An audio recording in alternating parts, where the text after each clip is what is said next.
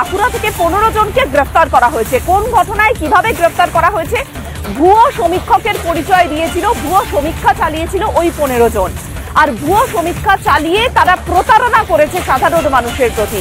কি বিষয়টা একটু আপনাদের বুঝিয়ে বলি। জনমত সমীক্ষা করতে গিয়েছিল 5 জন এবং তারা সেখানে গিয়ে বাঁকুড়া শহরের 15 নম্বর ওয়ার্ডে গ্রেফতার হয়। তারা বলে যে আমরা সমীক্ষা করতে এসেছি, জনমত সমীক্ষা। সেখানে বেসরকারি সমীক্ষক সংস্থার কর্মী সাজে তারা।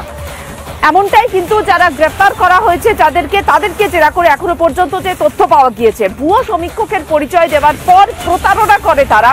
স্থানীয় তৃণমূল নেতা গোটা বিষয়টা অভিযোগ জানান, তারই ভিত্তিতে গ্রেফতার করা হয়।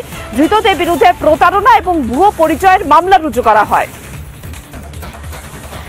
যেখানে জনমত সমীক্ষা করতে যাওয়ার নাম করে এবং ভুয়ো সমীক্ষক পরিচয় দেয় তারা, তারপরে এলাকায় যায়, গিয়ে প্রতারণা করে, স্থানীয় তৃণমূল নেতা অভিযোগ করেন, তারপর গ্রেফতার করা হয় এদের। বাঁকুড়ায় স্থানীয় তৃণমূল নেতার অভিযোগ শোনাবো শুরুতে।